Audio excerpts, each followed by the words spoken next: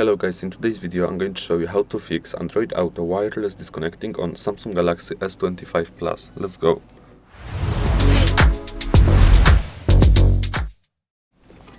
Okay guys, so all we need to do is we go to settings, then scroll all the way down here to apps, and then we click it. Then we go to Android Auto, scroll down again to battery. Then we click Unrestricted, then we go out, go to storage, and then we clear cache. As you can see, you can't clear cache only, you need to clear all the data. So let's clear it. As you can see, I cleared all the data, and now what we need to do is repair the Bluetooth device. So as you can see, I have this Bluetooth device here.